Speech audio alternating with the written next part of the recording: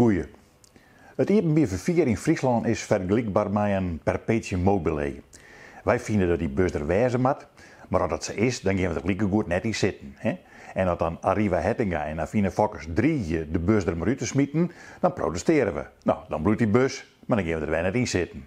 Friesen zijn immers geen busreizigers. Altijd dat verrekte omrijden, wat een verspilling van tijd. Och heren, maar beppen het ziekenhuis, we brengen je wel even. Vanwege de oorlog in Oekraïne moet deputaire Fokkers de nou likwijls lijn uitsmieten. Oors kost het te volle. Ze zei het echt. FNP en Partij van Arbeid razen als er de bus onreden stiermudden, maar daar vinden die mat nou dags maar trots zetten, vind ik. Je wordt dus elke keer deerziek van die lege, langsrijdende bussen en treinen.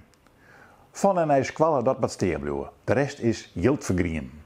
Boppen dat hebben we hier nou al meer dan 50 jaar zijn dat we het openbaar vervoer aanpassen moeten op ons dieken.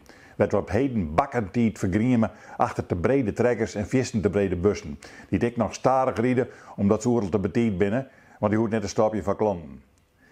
Affine mij van mij heel wel trots zetten als ze tegelijk het idiotenplan van de Lelylijn viert. Die trein is van Lieu vanuit Amsterdam die een keer naar de Reeperbaan in Hamburg willen. Wij zitten er aan net in.